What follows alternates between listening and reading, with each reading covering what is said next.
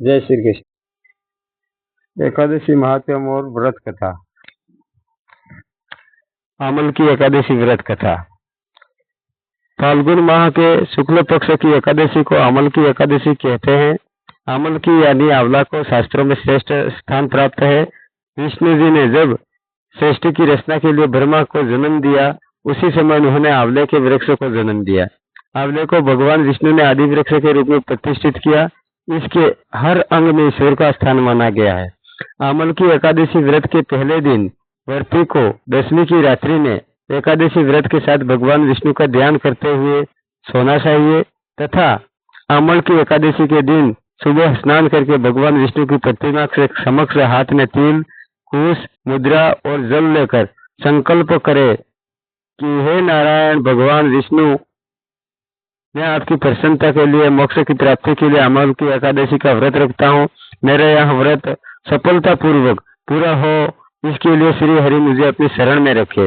तत्पश्चात मम कायिक, वाचिक, मानसिक, सांसर्गिक पातक दूरित अक्षय पूर्वक श्रुति संगति पुराणोक्त फल प्राप्त श्री परमेश्वर प्रीति कामनाएं अमल की एकादशी व्रत महम कई से इसी मित्र के संकल्प लेने के पश्चात षोडशोपचार सहित भगवान की पूजा करे। भगवान की पूजा के पश्चात पूजन सामग्री लेकर आंवले के वृक्ष की पूजा करे। सबसे पहले वृक्ष के चारों ओर की भूमि को साफ करे और उसे गाय के गोबर से पवित्र करे। पेड़ की जगह में एक वेदी बनाकर उस पर कलश स्थापित करे। इस कलश में देवताओं, तीर्थों और सागर को आमंत्रित करे। कलश में सुगंधी और पंच रत्न रखे। इसके ऊपर पंच पल्लव रखे, फिर दीप जलाकर रखे। कलश पर श्रीखंड चंदन का लेप करे और वस्त्र पहनाए। अंत में कलश के ऊपर श्री विष्णु के छठे अवतार परशुराम की श्रवण मूर्ति स्थापित करे। विधिवत रूप से परशुराम की पूजा करे। रात्रि में भगवान कथा व भजन कीर्तन करते हुए प्रभु का स्मरण करे। द्वादशी के दिन सुबह ब्राह्मण को भोजन करवाकर दक्षिणा दे। साथ ही परशुराम की मूर्ति सहित कलश ब्राह्मण को भेंट करे। इन क्रियाओं के पश्चात पारायण करके अन्न जल ग्रहण करे। भगवान विष्णु ने कहा है कि जो प्राणी स्वर्ग और मोक्ष की प्राप्ति की कामना रखते हैं, उनके लिए फाल्गुन शुक्ल पक्ष में जो पुष्य नक्षत्र में एकादशी आती है, उस एकादशी का व्रत अत्यंत श्रेष्ठ है। इस एकादशी को अमल की एकादशी के नाम से जाना जाता है। प्राचीन काल में वेदिस नामक एक नगर था, जहाँ ब्राह्मण, क्षत्रिय, वैश्य और शूद्र चारों वर्ण के लोग आनंद पूर्वक रहते थे। उस नगर के राजा चित्ररथ थे, जो बहुत विद्वान और धार्मिक थे। उस नगर में कोई भी दरिद्र या कंजूस नहीं था। सभी नगरवासी विष्णु भक्त थे और प्रत्येक एकादशी का व्रत पूरी श्रद्धा से किया करते थे। एक बार फाल्गुन माह के शुक्ल पक्ष की अमल की यानी रंग भरी एकादशी आई। राजा और प्रजा सभी ने मंदिर जाकर आंवले के वृक्ष की पूजा की और रात्रि जागरण किया। शिकारी की कथा। उस समय एक प्यासा और भूखा शिकारी मंदिर में आया।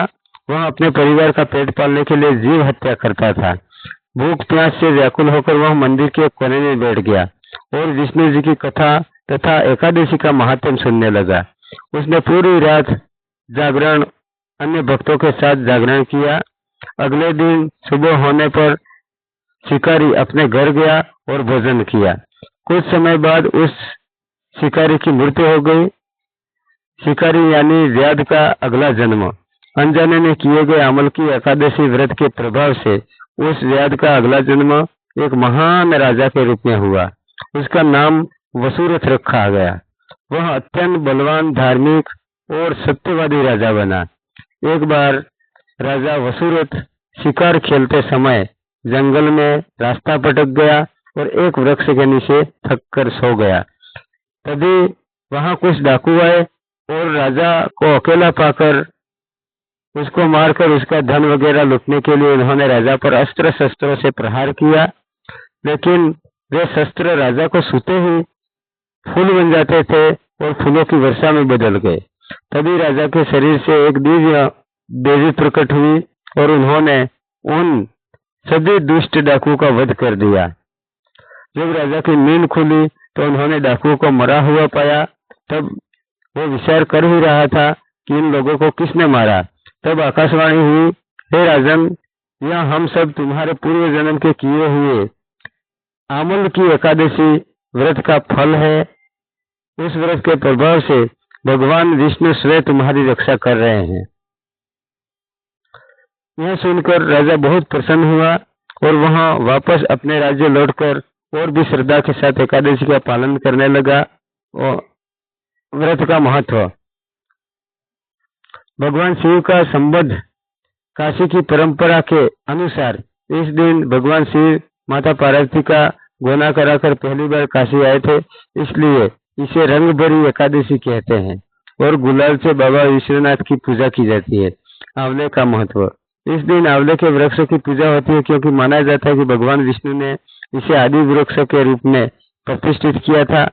पूजा बिंदु के मुख्य बिंदु, सुबह स्नान कर भगवान विष्णु या शिव जी के सम्मुख व्रत का संकल्प ले। आंवले के वृक्ष की धूप दीप और नैवेद्य से पूजा करे। यदि आंवले का वृक्ष न हो तो आंवले का फल भगवान को अर्पित करे। रंग भरी एकादशी है, इसलिए भगवान शिव को अबील गुलाल अर्पित करना अत्यंत शुभ माना जाता है। जय श्री कृष्ण, जय उमापति महादेव। एकादशी मात